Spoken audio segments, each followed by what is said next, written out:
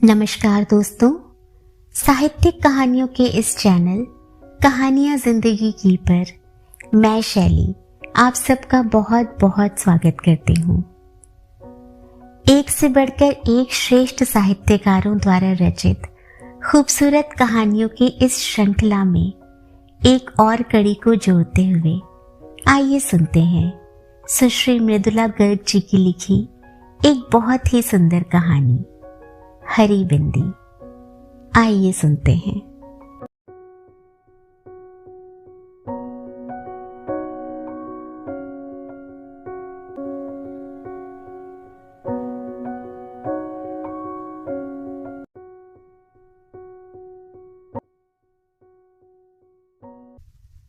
आंख खुलते ही आदतन नजर सबसे पहले कलाई पर बंधी घड़ी पर गई।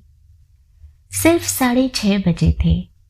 उसने फौरन दोबारा कसकर आंखें बंद कर ली और इंतजार करने लगी कि अब पलंग चरमराएगा और आवाज आएगी, उठना नहीं है क्या? पर जब कुछ देर चुप्पी बनी रही तो आंखें खोलकर देखा, बिस्तर पर वह अकेली है। अरे हाँ, रात ही तो राजन दिल्ली गया है, याद ही नहीं रहा। तो अब उठने की कोई जल्दी नहीं है। उसने ढेर सारी हवा गालों में भरकर एक लंबी सांस छोड़ी और पूरे बिस्तर पर लोट लगा गई। दूसरे सिरे पर जाकर मुंह पर बांह रखकर लेटी तो कानों में घड़ी के टिक टिक बज उठी। वह मुस्कुरा दी। उसे कलाई पर घड़ी बांधकर सोने की आदत है। रोज राजन चिढ़कर कहता है, यह क्या सारी रात कान के पास टिक टिक होती रहती है, इसे उतारो ना। उसने मुंह पर से बांह हटा ली, तकिया खींचकर पेट के नीचे दबा लिया और लंबे चौड़े पलंग पर बाहें फैलाकर औंधी लेट गई। ओह, सुबह देर तक सोने में कितना आनंद आता है। राजन होता है तो सुबह 6, 6:30 से ही खटर पटर शुरू हो जाती है। चाय नाश्ते की तैयारी, दोपहर का खाना साथ में और 8 बजे राजन दफ्तर के लिए रुखसत। ना जाने राजन को जल्दी उठने का क्या मर्ज है। खैर, आज वह स्वतंत्र है, जो चाहे करे। उसने शरीर को ढीला छोड़ दिया और दोबारा सोने की तैयारी करने लगी। फिर आँख खुली तो 8:30 बज चुके थे। उसने एक प्याला चाय बनाई और खिड़की का पर्दा हटाकर बाहर झांकने लगी। दूर तक धुंध छाई थी। आज जरूर बरसात होगी, उसने सोचा। उसे धुंध बहुत भली लगती है। जब मालूम नहीं पड़ता वहां कुछ दूर पर क्या है तो अनायास आशा होने लगती है कि कोई अनुपम और मोहक वस्तु होगी। मैं भी खूब हूं, उसने मुस्कुराकर सोचा। मुझे धुंध में खुलापन लगता है और सूर्य के प्रकाश में घुटन। चाय पीकर गर्म पानी से देर तक नहाया जाए, उसने सोचा और बाल्टी भरने लगी। फिर ठंडे पानी की फुहार ही ऊपर छोड़ ली और एक गजल गुनगुना उठी। बड़े तौलिए से खूब रगड़कर बदन पोंछा। आज एक अद्भुत स्फूर्ति और उत्साह का अनुभव हो रहा है। नीले रंग का कुर्ता और चूड़ीदार पैजामा पहना तो नीले रंग की बिंदी माथे पर लगाने को हाथ बढ़ गया। फिर ना जाने क्या सोचकर उसे छोड़ दिया और बड़ी सी हरी बिंदी लगा ली।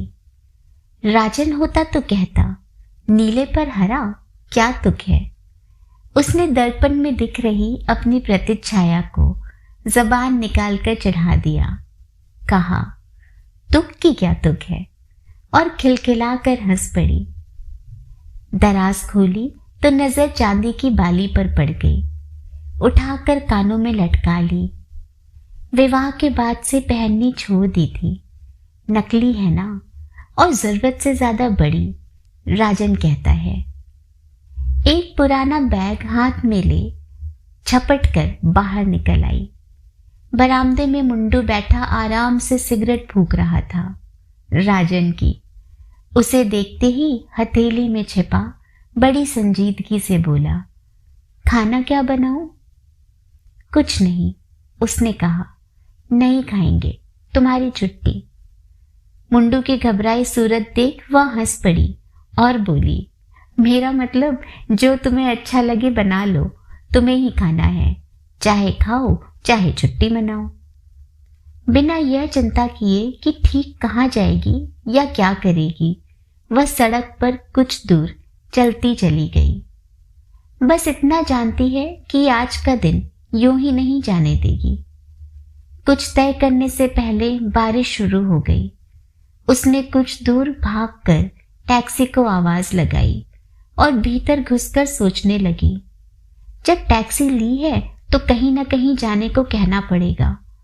जहांगीर आर्ट गैलरी, उसने जो सबसे पहले मुंह में आया कह दिया। गैलरी में किसी आधुनिक चित्रकार की प्रदर्शनी हो रही थी। विशेष कुछ समझ में नहीं आया, पर आनंद अवश्य आया। आज कुछ भी करने में आनंद आ रहा है। एक चित्र के आगे वह काफी देर खड़ी रही। देखा, पूरे कैनवस पर रंग बिरंगी रेखाएं इधर उधर दौड़ी चली जा रही हैं। अरे, उसने सोचा, यह तो बिल्कुल मेरे कुर्ते की तरह है। वह जोर से हंस पड़ी, इतनी जोर से कि पास खड़ा एक दड़ियल उसे घूरने लगा। कहीं यही तो चित्रकार नहीं है? बेचारा, जरूर चित्र अत्यंत त्रासद रहा होगा। उसने गंभीर चेहरा बनाया और दड़ियल के पास जाकर विनम्रता से कहा, सॉरी, और बाहर निकल आई। बाहर आकर ख्याल आया, हो सकता है वह कलाकार ना हो, उद्योगपति हो। दो किस्म के इंसान ही दाढ़ी रखने का साहस कर सकते हैं, कलाकार और सामंत। सामंत अब रहे नहीं, उनका स्थान उद्योगपतियों ने ले लिया है। तब तो दिन भर यही सोचता रहेगा, उसने सॉरी क्यों कहा। उसमें भी नफे की गुंजाइश ढूंढता रहेगा। वह दूने वेग से हंसती। फिर देखा, बारिश थमी हुई है, पर आकाश अब भी काफी गुस्सैल नजर आ रहा है। पूरा बरसा नहीं, उसने सोचा, और फिर सड़क थाम ली। सड़क के किनारे रेस्टोरेंट देख याद आया कि काफी जोर से भूख लगी है। भीतर जाकर चटपट आदेश दे दिया, एक गर्मा गर्म आलू की टिकिया और एक आइसक्रीम। एक साथ बैरर ने आश्चर्य दिखाया। हाँ, कोई एतराज है? जी नहीं, लाया। उसे ठंडा और गरम एक साथ खाना भला लगता है। कहते हैं दांत खराब हो जाते हैं। कितना चटपट काम हो गया आज। राजन रहता है तो बढ़िया जगह बैठकर आराम से खाने की सूची देखने के बाद सोच विचार कर आदेश दिए जाते हैं। खाकर बाहर निकली तो सोचा, पास किसी सिनेमा घर में पिक्चर देख ली जाए। किस्मत से अंग्रेजी की पुरानी मजाकिया पिक्चर लगी मिल गई, डैनी के की। राजन कहता है, ना जाने तुम्हें डैनी के कैसे पसंद है। मुझे तो उसके बचपने पर हंसी नहीं आती, पर उसे आती है, खूब आती है। और फिर हंसी पर हंसी आती है। कभी कभी बेबात आती है, जैसे आज। पिक्चर के दौरान वह आज और दिनों से ज्यादा ठहाके लगा रही थी। पास बैठे आदमी की सूरत अंधेरे में दिख नहीं रही थी, पर हंसी की आवाज जरूर सुनाई पड़ रही थी। पता लग रहा था हंसने में वह उससे 2 कदम आगे है। अदाकार की एक खास बेचारगी की मुद्रा पर वे इतनी जोर से हंसे कि उनके हाथ आपस में टकरा गए। सॉरी कहने के इरादे से एक दूसरे की तरफ मुड़े, पर माफी मांगने के बजाय एक ठहाका और लगा गए।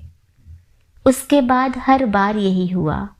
हंसी आने पर वे अनायास एक दूसरे को देखते और मिलकर हंसते। खेल खत्म होने पर एक साथ बाहर निकले तो देखा 4:30 बजे ही काफी अंधेरा हो चला है। आकाश यूं तना खड़ा है कि अब बरसा। कितना सुहावना दिन है, उसने अपने पड़ोसी से कहा। सुहावना? उसने कुछ अचरज से कहा, या बेरंग? हाँ, कितना सुहावना बेरंग दिन है। वह हंस पड़ा। समझता हूं, सूरज यहां रोज निकलता है, पर धुंध कभी कभी होती है। 8 महीनों में आज पहली बार। अब मॉनसून शुरू हो जाएगी। हाँ, आज खूब बरसेगा, उसने कहा। फिर अनायास जोड़ा, कॉफी पिएंगे? जरूर। हल्की हल्की फुहार पड़नी शुरू हो गई तो दोनों भागकर सामने वाले रेस्टोरेंट में जा घुसे।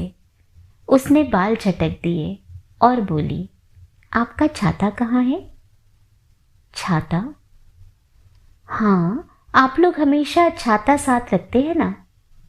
वह ठहाका मारकर हंस पड़ा। इंग्लैंड में, उसने कहा। कॉफी मंगाकर दोनों सामने काले पड़ाए समुद्र को देखते अपने अपने ख्यालों में खो गए। सहसा उसकी आवाज सुनकर वह चौंकी।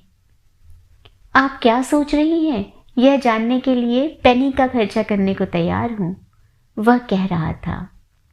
दीजिए, उसने हंसकर कहा। उसने निहायत संजीदगी से जेब में हाथ डाला और एक पेनी आगे कर दी। उसने उसे हथेली में बंद कर लिया। बतलाना सच सच होगा। मैं सोच रही थी समुद्र में कूद पड़ूं तो कितनी दूर तक अकेली तैर सकूंगी। और आप क्या सोच रहे थे? पर पेनी नहीं दूंगी। उसने मुट्ठी कसकर बंद कर ली, जैसे उसमें किसी आत्मीय का दिया उपहार हो। बुरा तो नहीं मानेंगी? उसने पूछा। नहीं, उसने कह दिया, पर दिल बैठ गया। अब वही घिसी पिटी आशिकाना बातें शुरू हो जाएंगी। मैं सोच रहा था बारिश बढ़ जाने पर यहां से वर्ली तक का टैक्सी भाड़ा कितना लगेगा? वह जोर से हंस पड़ी, दुर्भावना से नहीं, हर्ष के अतिरेक से। मुझे रास्ते में छोड़ते जाएंगे तो आधा, उसने कहा। बहुत खूब। उसने यह नहीं पूछा कि वह कहाँ रहती है। उसे लगा जीवन में पहली बार ऐसे इंसान के साथ बैठी है जो यह नहीं जानना चाहता उसके पति हैं या नहीं, और हैं तो क्या काम करते हैं। समुद्र के जल पर गिरती वर्षा की बूंदें कितनी अच्छी लगती हैं, उसने कहा। हाँ। दोनों कुछ देर चुप रहे। प्रशांत महासागर पर जब जहाज आता है तो उसके अग्रभाग से चिरता जल चांदी की तरह चमकने लगता है, अतिथि ने कहा। क्यों? शायद फास्फोरस के कारण। आपने कभी नहीं देखा? नहीं। मौका मिले तो देखिएगा। आप बहुत घूमे हैं? उसने हल्की ईर्ष्या के साथ पूछा। बहुत। वह याद करके मुस्कुरा रहा था। सबसे अच्छी जगह कौन सी लगी? जहां हुआ। वह हिचकिचाहट के साथ मुस्कुराया। पता नहीं वह समझे या ना समझे। वह हामी में सिर हिलाकर मुस्कुरा दी। उसने देखा कॉफी खत्म हो चली है और बैरर बिल लिए आ रहा है। बाहर वर्षा थमने लगी है, धुंध भी छट रही है। नहीं, धुआंधार नहीं बरसेगा। वह संकेत झूठा निकला। अब धुंध छट जाएगी और वही तेज प्रकाश वाला सूर्य निकल आएगा। बिल आने पर उसने उठा लिया, कहा, न्योता मेरा था। अतिथि ने बहस नहीं की। शुक्र है, उसने सोचा, पैसे देने की जिद करने लगता तो सब कुछ बिखर जाता। टैक्सी लेकर चले थे कि घर आ गया। उतरते उतरते पैसे निकालने लगी तो उसने रोक दिया। रहने दीजिए। क्यों? उसके माथे पर शिकन पड़ गई। आज का दिन मेरे लिए काफी कीमती रहा है। कैसे? मैंने आज से पहले किसी को हरी बिंदी लगाए नहीं देखा, उसने स्निग्ध स्वर में कहा। वह जरा ठिठकी कि टैक्सी चल दी। कुछ दूर जाकर आंखों से ओझल हो गई। दोस्तों, रिश्तों में बंधना, एक दूसरे का हमेशा का साथ और प्यार अपने जीवन में कौन नहीं चाहता। लेकिन इसी प्यार और बंधन के परे अगर कुछ देर के लिए ही सही किसी का ऐसा साथ मिल जाए जो किसी भी तरह के बंधन या अपेक्षाओं से मुक्त, बस साथ हो, एकदम सहज स्वाभाविक सा, जिसे आजकल के युवा वर्ग की भाषा में नो स्ट्रिंग्स अटैच्ड रिलेशनशिप भी कहते हैं, तो शायद कुछ देर के लिए ही सही जिंदगी की धुंध में थोड़ी धूप निकल आए। इसी बेहद खूबसूरत कहानी के साथ अब चलती हूँ। बहुत जल्दी फिर मिलूंगी कुछ नई कहानियां और कुछ नए किरदारों के साथ। तब तक अपना और अपनों का बहुत सा ख्याल रखें। अब तक ना किया हो या चैनल पर पहली बार आए हो तो चैनल को सब्सक्राइब जरूर करें। पसंद आए तो कहानी को लाइक और शेयर करें। स्वस्थ, सुरक्षित और प्रसन्न रहें। नमस्कार।